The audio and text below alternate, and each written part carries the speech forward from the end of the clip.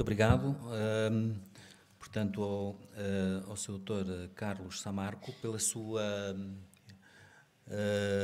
elucidativa intervenção relativamente às linhas de força do direito portuário, naturalmente, direito público, direito privado, regulação, a questão do acompanhamento e da não atualização da legislação, designadamente em matéria de direito privado, dos portos, na atividade portuária, operadores, cargas, descargas, agentes, etc., fundamental. Modernização, fundamental a modernização. E o papel da jurisprudência brasileira, isto fez-me recordar uma frase que está na jurisprudência portuguesa, portanto, de Mário Raposo que foi o grande impulsionador do núcleo da reforma dos anos 80, né, do direito marítimo português, inspirado por Rodier, em França, portanto, e Mário Raposo escreveu que o direito marítimo em Portugal é um direito quase judicial. Portanto, fez-me lembrar esta referência que aqui foi feita. Eu tenho acompanhado também a doutrina brasileira, muito interessante, portanto, ultimamente, portanto, já lá vão os tempos em que a grande obra era de Lacerda, né?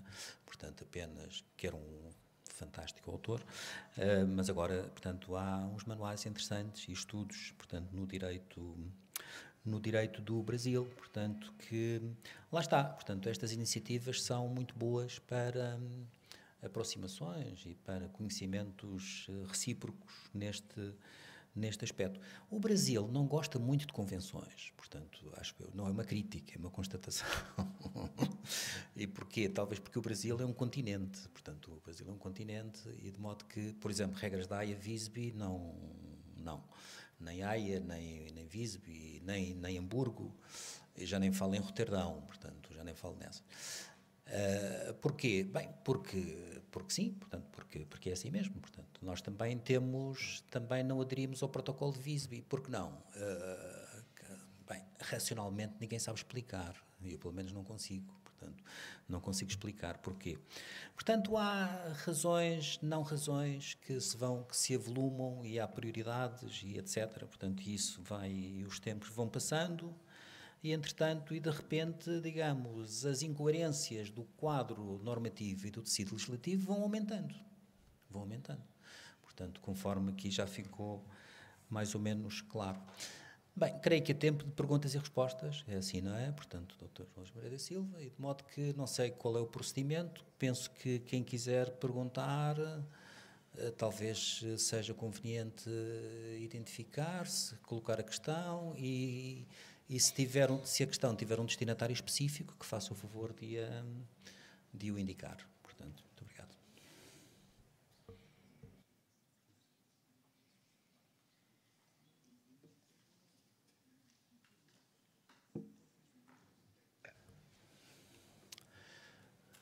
Não houve aqui nenhuma... aqui do Sr. Engenheiro, Dr. Ireneu. Houve uma pessoa que há pouco foi desafiada a que lhe fossem feitas perguntas, ou a que falasse, não sei se... Portanto, desafiada pelo Dr. Belmar da Costa. Portanto, que... Dr. Cancela de Abreu, portanto, que foi desafiado a dizer alguma coisa ou querendo dizer alguma coisa, acho que foi mais isso. Portanto, a querendo dizer alguma coisa, portanto, digamos que há desafios feitos, é sempre querendo, como é óbvio, portanto, nesse ponto. Obrigado.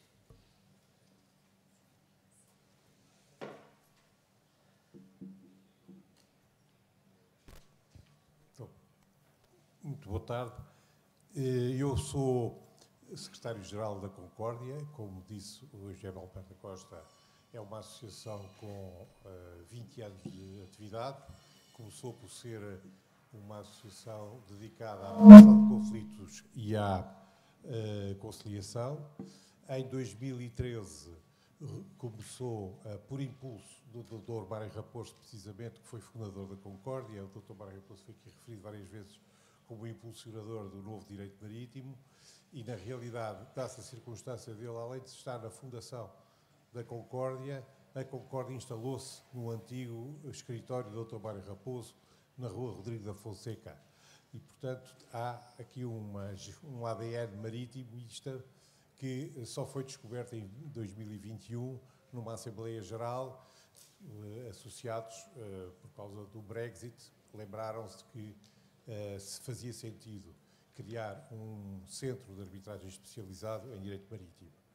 Nós, neste momento, estamos na fase final da aprovação, exige um processo, uma instrução com avaliações dos regulamentos que submetemos e dos próprios árbitros, que, como foi dito, são advogados e académicos especializados em direito marítimo.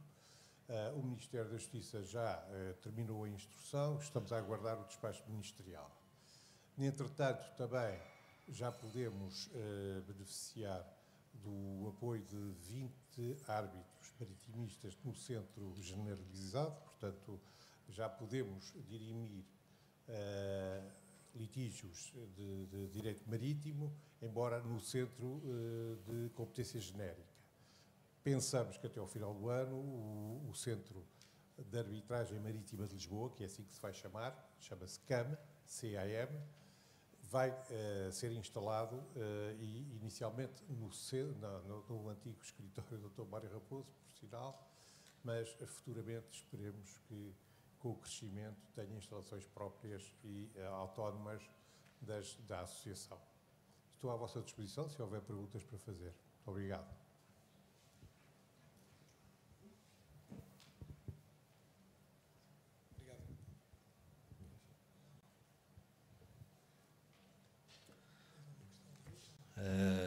Perguntas, não tem que ser perguntas, podem ser comentários, interrogações, digamos, são tudo bem-vindo neste particular. Portanto, relativamente aos pontos que foram aqui focados. E outros, naturalmente.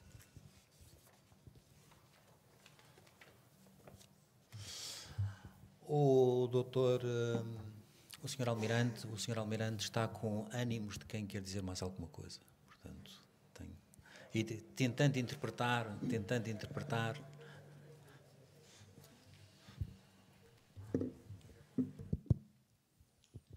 E o professor Duarte Lins de Faria também.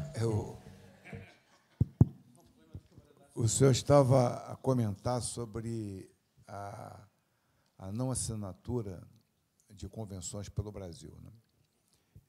De 2015 a 2018, eu exerci lá no Brasil o cargo de diretor de Portos e Costas, que é um dos representantes da Autoridade Marítima Brasileira.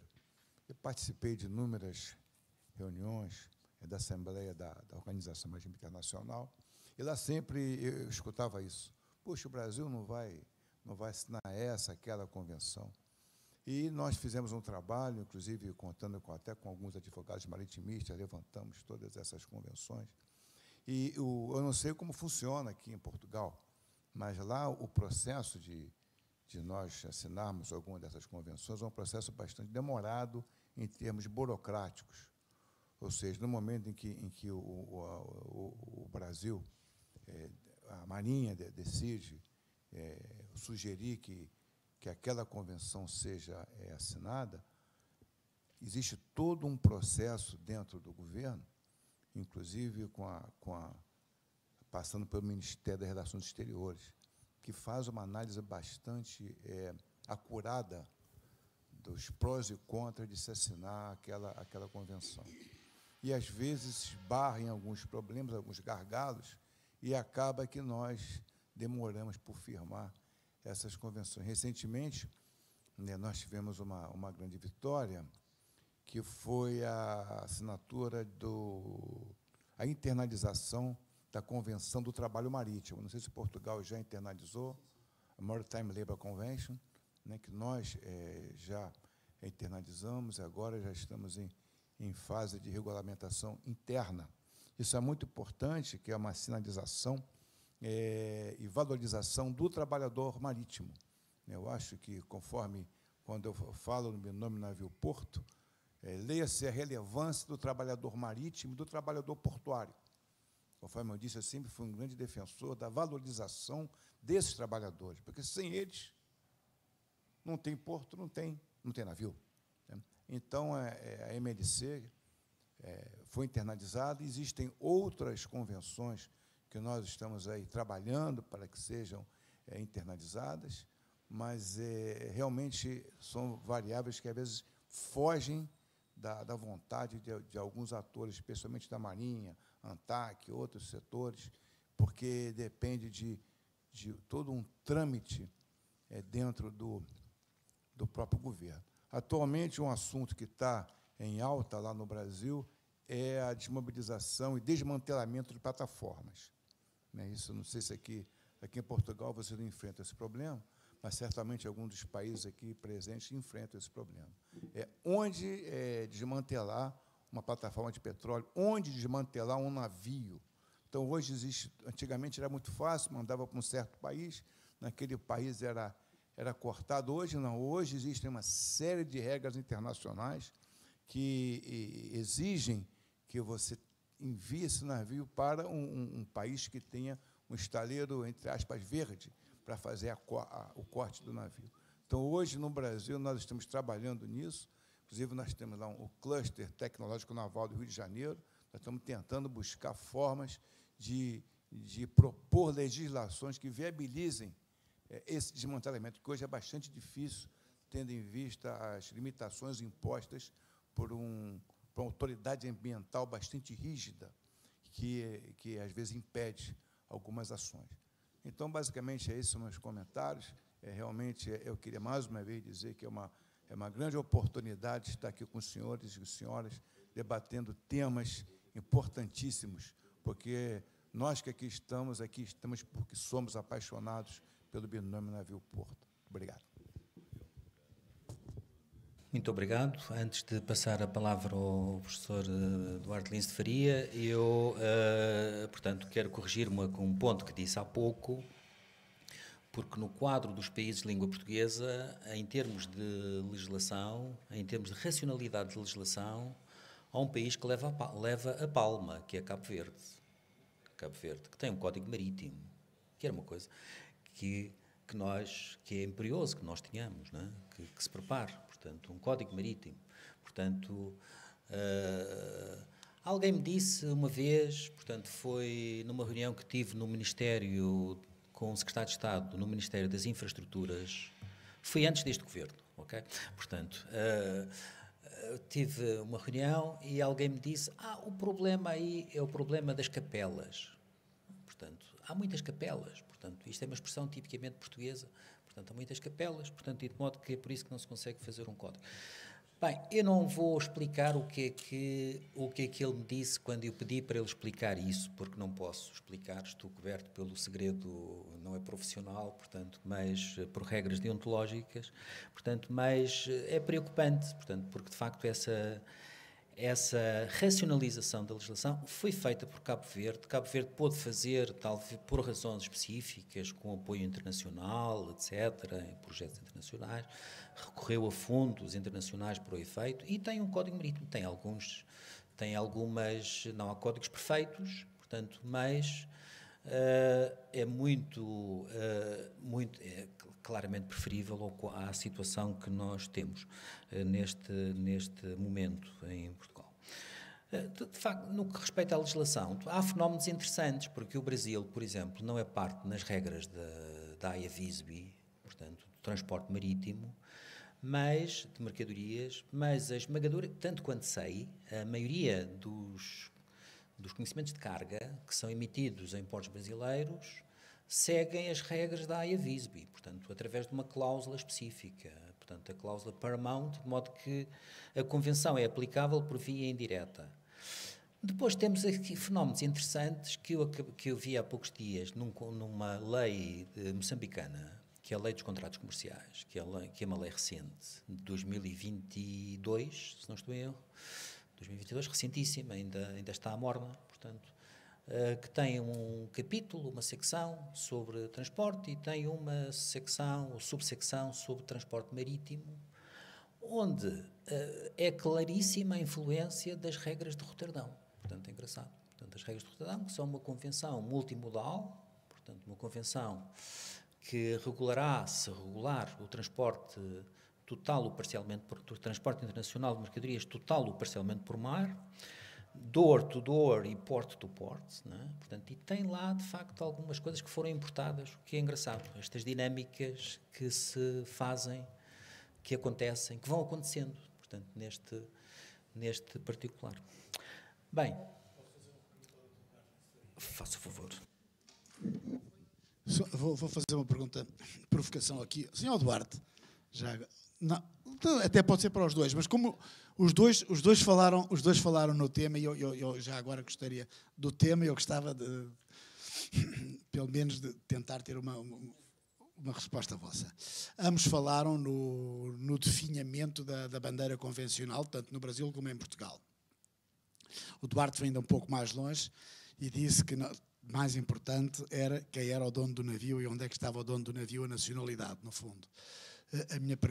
E ambos falaram também na automação. E ambos falaram na questão energética e todas as questões ambientais que vivemos hoje em dia, o que implica que os navios sejam cada vez mais sofisticados, portanto, e automatizados, todos sabemos que isto é, e o que implica uma construção cada vez mais cara, o que implica estoques de capital cada vez maiores para se ser armador. E a minha pergunta é, não é uma quimera hoje em dia pensar que a nacionalidade é importante quando, no fundo, todos sabemos que o armamento internacional, para poder fazer face às exigências hoje do mercado, cada vez mais necessita de tanta quantidade de capital que acabam por ser os fundos que estão por trás disso. Portanto, onde é que fica a nacionalidade aí como importante?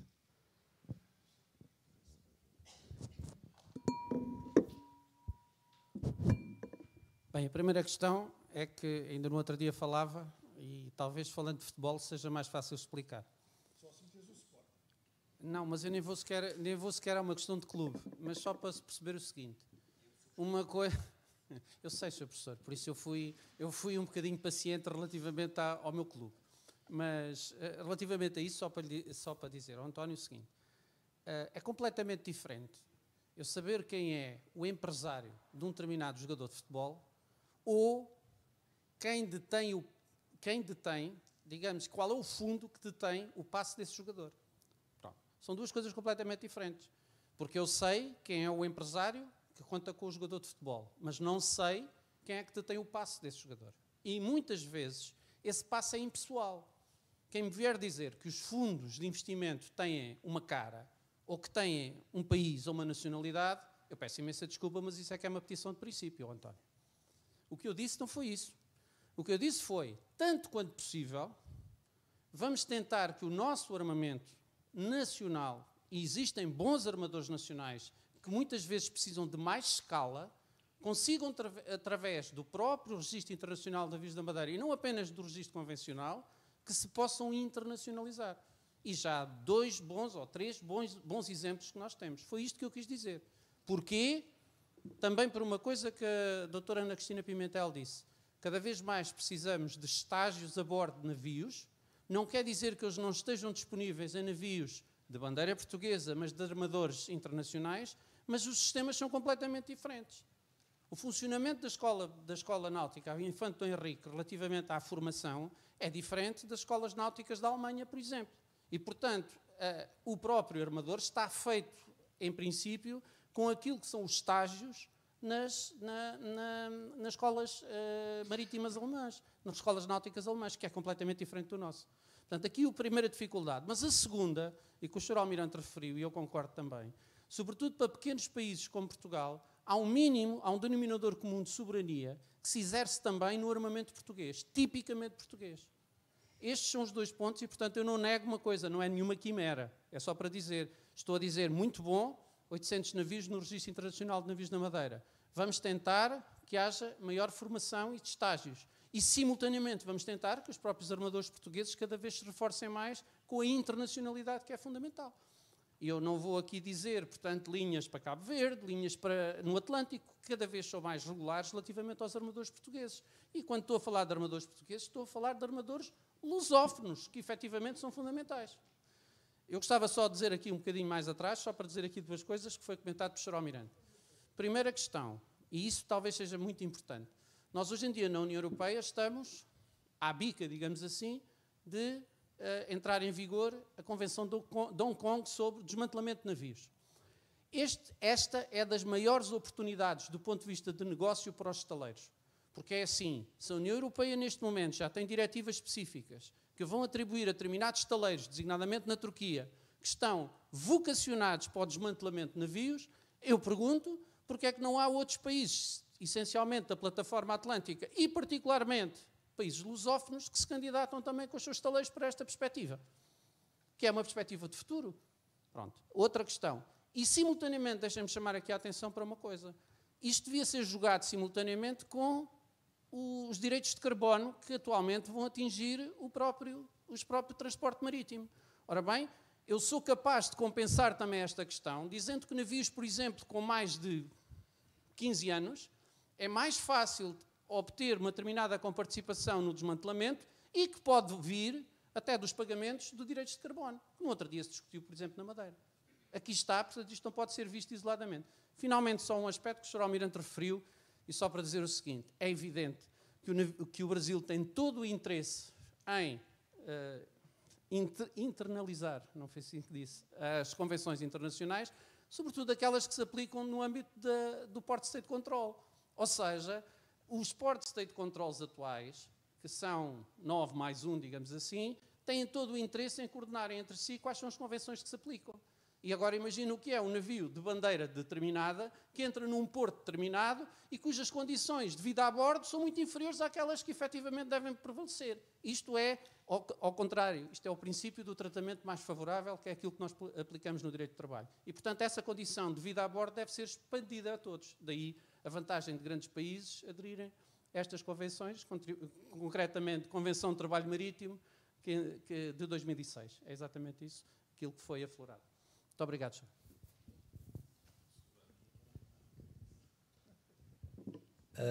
Muito obrigado. Eu, por acaso, há pouco ia falar da Convenção da Convenção de Hong Kong, mas, entretanto, o Dr. Duarte Lins de Faria adiantou-se. De facto, a Convenção de Hong Kong, estas convenções de certos lugares um pouco exóticos, que são muito importantes na atualidade, Convenção de Hong Kong, Convenção de Nairobi, portanto, a que estamos vinculados. Não é? Entretanto, temos aqui duas questões, não é? Portanto, duas pessoas a colocar questões, ou a fazer comentários. Não é?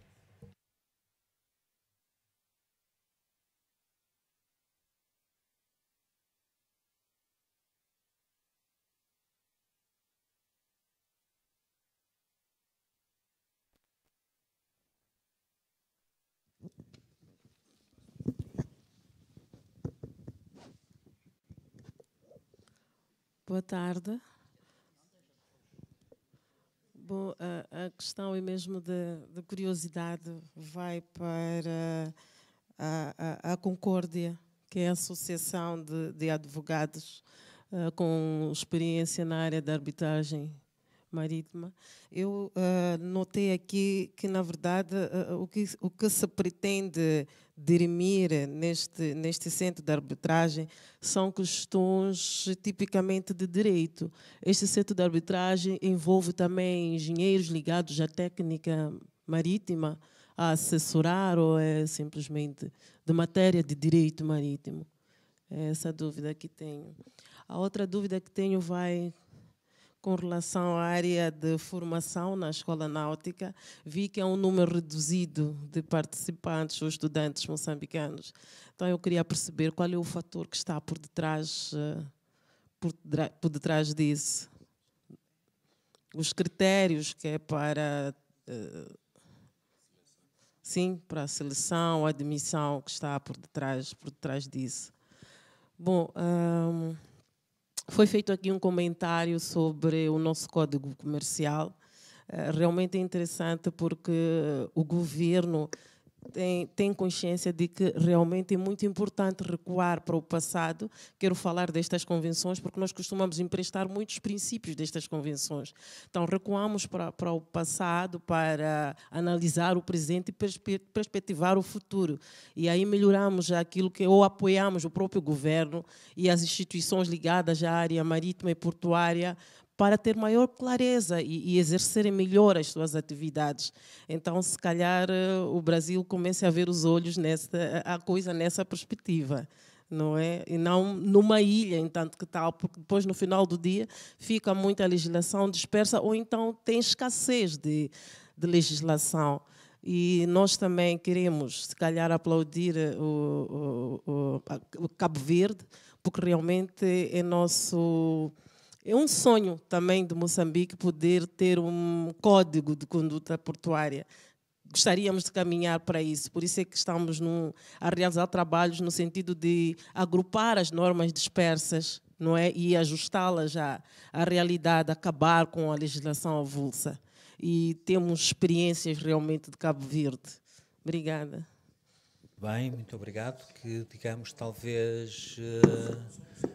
que a sua doutora tem um sonho, I have a dream, we have a dream, exatamente. Portanto, nesse aspecto do Código Marítimo, portanto, é importante que ele se concretize. Há aqui uma questão que foi colocada ao Dr. Cancela de Abreu, portanto, e outra à sua doutora Cristina. Muito obrigado. A questão é a seguinte. No nosso centro está na fase final da autorização, da alvará, digamos assim, mas já temos um grupo de advogados e peritos com especialidade de maritimistas. Em relação aos peritos, temos 5 peritos já connosco, alguns são de carga, não é? Peritos nos acidentes de carga, outros de casco e penso que temos um de máquinas. A Concórdia, aproveito para dizer, tem relações com os PALOP desde sempre. Em 2004 estabeleceu um protocolo com as ordens dos advogados, incluindo a do Brasil,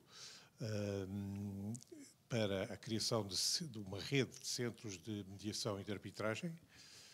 Pode consultar no nosso site, que é concordia.pt, a lista dos árbitros e dos peritos que aí estão, nomeadamente os árbitros maritimistas e os peritos que lhe referi.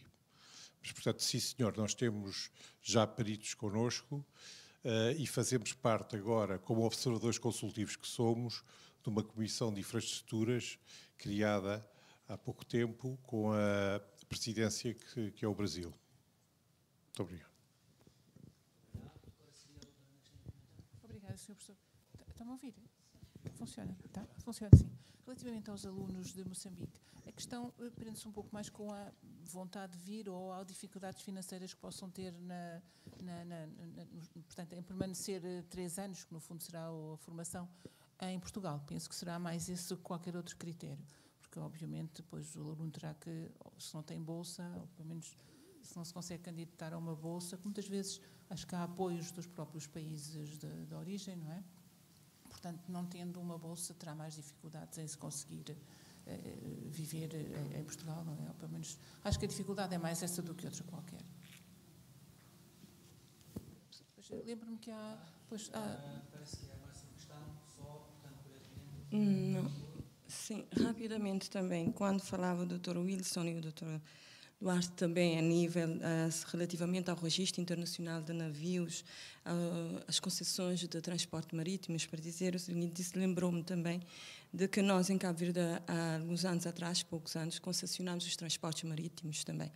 E nesta sequência está também em mesa a revisão, não é? A revisão ou um estudo sobre o registro internacional de navios. Exato, está a tutela do Ministério do Mar, que está com isto em carteira. E também, isso lembrou-me um caso há dias que foi ao Parlamento, que inclusive nós, na ENAPOR, tivemos que responder, que é relativamente ao código que está no nosso Código Marítimo, que é de 2010, que depois foi revisto em 2020 e que neste momento está para ser publicado, porque era um decreto legislativo. Agora passou a ser uma lei. Foi aprovado na nossa Assembleia, vai ser publicado bem pouco tempo, daqui a pouco tempo, aliás, e traz muitas mudanças. Vai compilar algumas leis avulsas que já estavam, como vimos, embora tenhamos o Código desde 2010, temos muitas leis avulsas na matéria de direito portuário e marítimo. Portanto, estavam a ser compiladas. E o que é que aconteceu foi que esta concessionária de transportes marítimos alega que os navios de longo curso não podiam fazer cabotagem. Então, isto resolveu-se pelo nosso Código Marítimo, que nós temos ali, que o serviço de cabotagem é feito pelos operadores nacionais, aeroportos nacionais, mas a carga em trânsito, não é? Isto é uma questão legal também muito interessante para nós juristas também trabalhar. Portanto, queria só partilhar essas informações de Cabo Verde, não é?